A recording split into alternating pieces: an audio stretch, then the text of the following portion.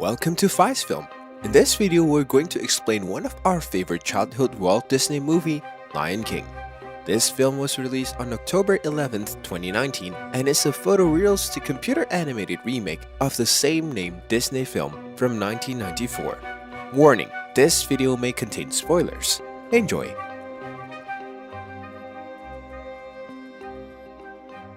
The movie started during the dawn breaks in the pridelands of Africa, a savanna kingdom ruled by a pride of lions. The animals began gathering at Pride Rock, King Mufasa, and Queen Sarabi's castle. Rafiki, an old friend of the royal family, is among those present, and he baptizes the newborn cub, Prince Simba. Rafiki introduces the cub to the animals of the pridelands, who celebrate and pay homage to their future ruler, while Mufasa and Sarabi look on proudly as their son is introduced to the kingdom. In this next scene, a mouse later that day stumbles into a dim cave in Pride Rock. Unfortunately, Scar, the younger brother of Mufasa, hides out in this cave and wails until that moment to attack the mouse.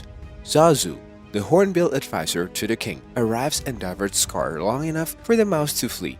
Scar is stopped by Mufasa, who reprimands his brother for skipping his nephew's presentation. Scar apologizes half-heartedly, but only because he respects Sarabi so much. Zazu points out that Scar should have been banished from the family compound after the challenge. In the evening, Rafiki is meditating in his baobab tree when he notices some bugs forming a shape on it thanks to some fireflies. After blowing dust on them and assisting them in forming, Rafiki discovers the imprint of a portrait of the new Simba. Rafiki joyfully prays to the heavens. Time has passed by, and Simba grows into an adventurous little cub. Simba is taken to the top of Pride Rock by Mufasa as the sun rises over the horizon, illuminating the vast kingdom that will one day be Simba's to protect. Simba inquires about a mysterious outcrop to the north, but Mufasa warns him not to go there. Simba is puzzled because he thought a king could take whatever they wanted, but Mufasa disagrees. Simba visits Scar, who is alone on his own small rock.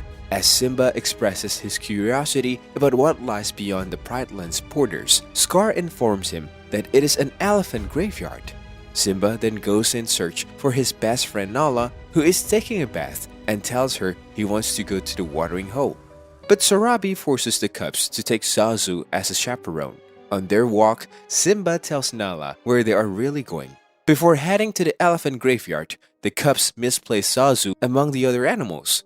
While exploring, they are discovered by a hyena pack led by Shenzi, Kamari, and Azizi. Shenzi is prepared to eat them once she realizes who Simba is. Despite Zazu's warning that doing so would spark a war with Mufasa, Simba tries to roar at the hyenas but can only muster growls. A louder roar is heard as they laugh and ask him to do it again. Mufasa rushes in and fights off the hyenas before telling Shenzi to back off or face the consequences. The hyenas flee, but Mufasa is angry at Simba while he's taking them home. Mufasa expresses his frustration with Simba, but Simba defends himself by claiming that he was attempting to be brave like Mufasa. He tells his son that he is only brave when necessary. Mufasa then tells Simba that the great kings of the past are looking down on them as they sit to gaze at the stars. The hyena returned to their den, grumbling about a lack of food.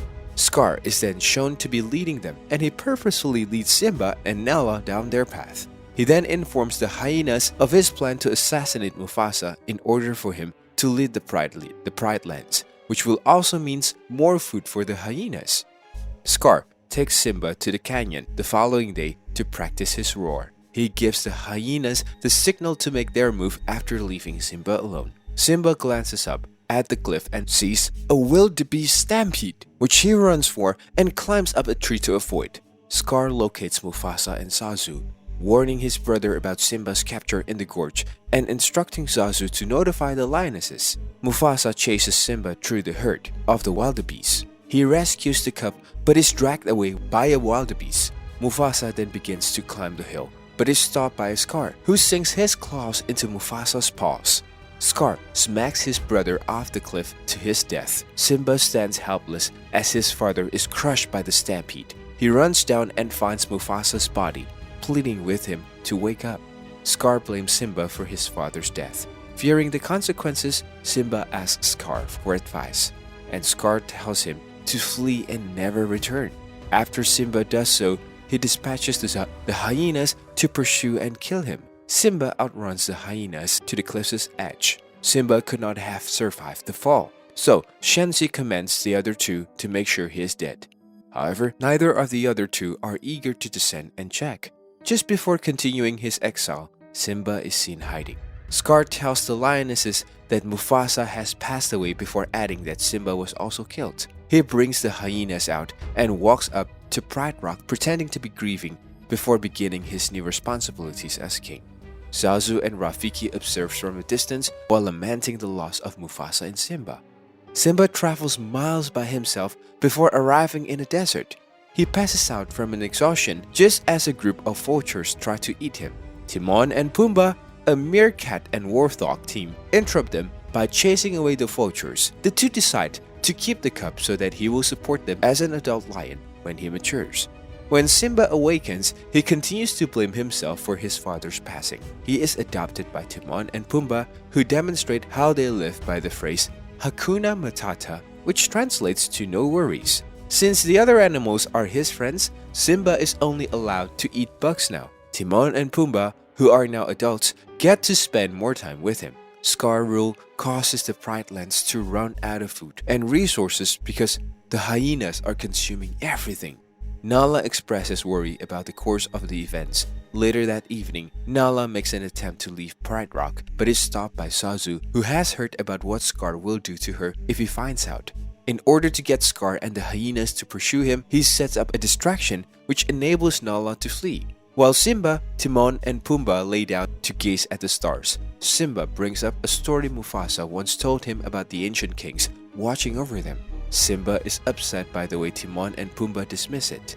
When he goes to be by himself, some of the fur from his mane flies off as he lies down. It is carried away and passes through a few animals before arriving at Rafiki. He is delighted when he discovers that Simba is still alive. In the next scene, Timon and Pumbaa are singing as they walk through their home before Nala attacks and chases them. Simba leaps out and pouches on Nala as they flee. But when she pins him down, he realizes who it is. Simba is overjoyed to see his best friend again, and Nala is overjoyed that Simba is still alive. They set off together to catch up, leaving Timon and Pumbaa to realize that the two lions are more than just friends. The joy, however, is short-lived when Nala informs Simba that he must return home due to what Scar and the hyenas have done. He refuses to return, still feeling guilty. Simba goes off on his own until he is discovered by Rafiki. He informs Simba that he recognizes Mufasa and that he is still alive. Rafiki leads Simba to the lake and causes Simba to see his reflection, which transforms into Mufasa's image. Mufasa recognizes that Simba has forgotten who he is, and thus his own father. He reminds him that he is the true king. Simba, now aware of his purpose, flees to catch up with Nala, and Timon and Pumbaa follow. When the four arrive in Pridelands, they run into Zazu, who is delighted to see Simba again. They observe the state of the land and understand the urgency of stopping Scar. Timon and Pumbaa are used as live bait by Simba to frighten the hyenas away so they can proceed to Pride Rock. Sarabi again defies Scar, and Simba sees him inflicting harm on her. When Simba returns, everyone is in a state of shock, and he walks over to his mother's side. Scar tries to turn the tables on him by forcing Simba to acknowledge his involvement in Mufasa's death. Scar then brags to Simba about his appearance without realizing that he is publicly confessing his own guilt to the lionesses.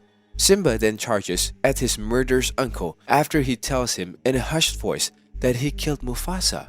After admitting guilt, Scar unleashes the hyenas on the lionesses, sparking a full-scale conflict. Scar then makes an attempt to flee, and Simba pursues him. Scar accuses the hyenas of the alleged crime and claims he was going to kill them when Simba confronts him. Simba tells Scar to run away and never come back despite his pleading for mercy, just as he did when the two were cubs. Although Scar appears to accept the terms, he instead throws hot embers in Simba's direction. The two then start to struggle, swinging their claws at one another, until Simba eventually gains the upper hand and scares Scar off the cliff.